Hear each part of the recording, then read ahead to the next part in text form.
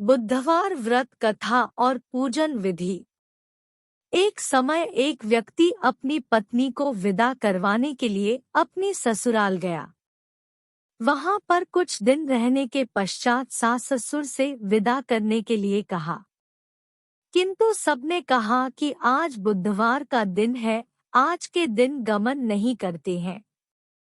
वह व्यक्ति किसी प्रकार न माना और हठधर्मी करके बुधवार के दिन ही पत्नी को विदा कराकर अपने नगर को चल पड़ा। राह में उसकी पत्नी को प्यास लगी तो उसने अपने पति से कहा कि मुझे बहुत जोर से प्यास लगी है।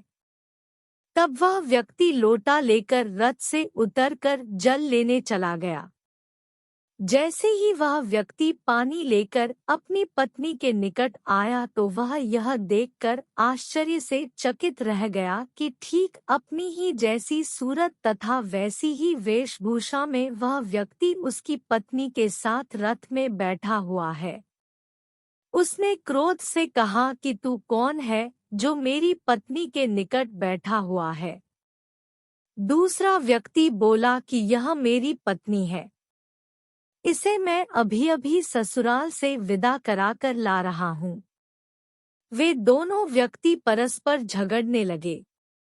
तभी राज्य के सिपाही आकर लोटे वाले व्यक्ति को पकड़ने लगे।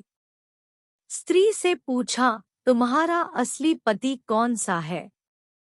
तब पत्नी शांत ही रही क्योंकि दोनों एक जैसे थे।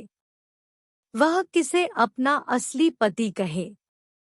वह व्यक्ति ईश्वर से प्रार्थना करता हुआ बोला, हे परमेश्वर, यह क्या लीला है कि सच्चा झूठा बन रहा है। तभी आकाशवाणी हुई कि मूर्ख, आज बुधवार के दिन तुझे गमन नहीं करना था, तूने किसी की बात नहीं मानी। यह सब लीला बुद्धदेव भगवान की है। उस व्यक्ति ने तब बुद्धदेव जी से प्रार्थना की और अपनी गलती के लिए क्षमा मांगी। तब बुद्धदेव जी अंतर्ध्यान हो गए।